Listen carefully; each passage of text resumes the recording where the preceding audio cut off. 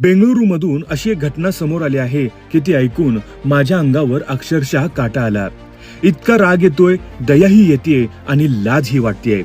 म्हणजे सगळ्याच भावना एकाच वेळी मनात आहेत.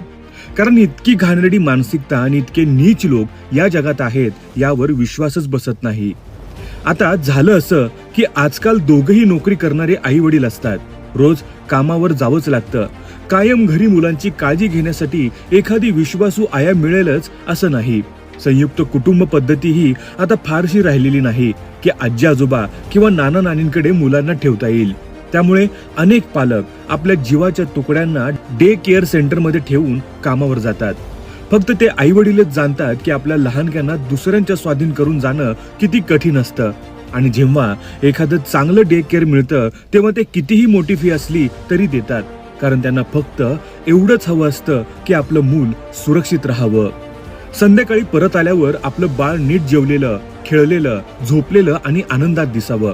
पण या नराधामांना या गोष्टीची काहीच किंमत नाही. केप जॅनी नावाच्या या डेअर केअर सेंटरने तर सगळ्याच मर्यादा ओलांडल्या. तिथे 5-6 बेबी सिटर्स काम करत होत्या. बहुतेक त्यांना ही नोकरीच आवडत नव्हती. कदाचित त्यांना मुलांचाच तिरस्कार होता. कारण ज्याला मुलांवर खरंच प्रेम असेल तो असं कधीच करू शकत नाही. अशा लोकांची मुलाखत घेताना हे विचारलं जात नाही का की तुम्हाला ही नोकरी का करायची आहे? पैसे कमवायचे आहेत ते समजू शकतं, पण या नोकरीची खरी गरज काय आहे? तुम्हाला एक प्रेमळ आईसारखं वागावं लागेल.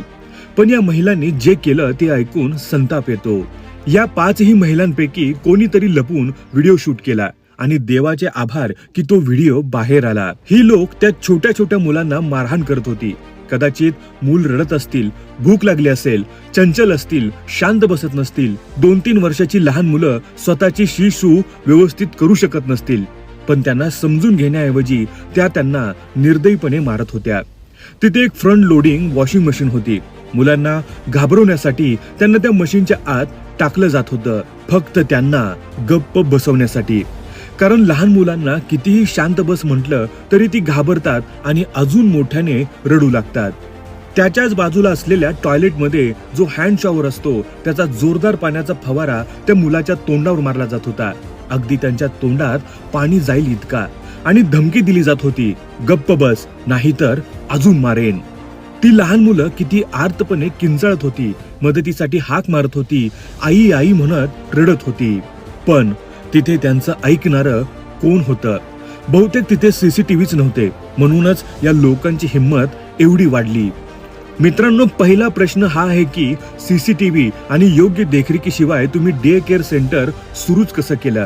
आणि पालकांनीही सीसीटीव्हीचा ऍक्सेस न घेता आपल्या मुलांना तिथे ठेवलंच कसं? त्या निष्पाप मुलांचा ज्या प्रकारे छळ करण्यात आला तो खरंच अविश्वसनीय आहे.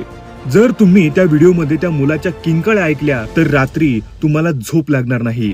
ज्या प्रकारे त्यांना मारलं जात होतं, वॉशिंग मशीन मध्ये ढकललं जात होतं, अगदी टॉयलेटच्या कमोडमध्ये बसवून त्याचं झाकण बंद केलं जात होतं. विचार करा, त्या छोट्या मुलांच्या मनावर किती भीती बसली असेल.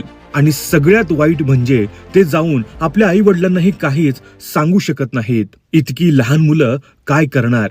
देवाचे आभार की हा व्हिडिओ बाहेर आला. यांना फक्त तुरुंगवास नको, यांना फाशीची शिक्षा झाली पाहिजे. बेंगळुरू प्रशासनाला माझी विनंती आहे, कृपया प्रकरणात कठोरात कठोर कारवाई करा. या महिलांनी त्या निष्पाप चिमुकल्यांच्या जीवाशी खेळ केला आहे, ज्यांना अजून नीट चालताही येत नाही. अशा महिलांची लाज वाटली पाहिजे आणि माणुसकीचीही लाज वाटली पाहिजे की अशा प्रवृत्तीचे लोक स्वतःला माणूस म्हणून घेतात पण वागतात मात्र राक्षसांसारखे.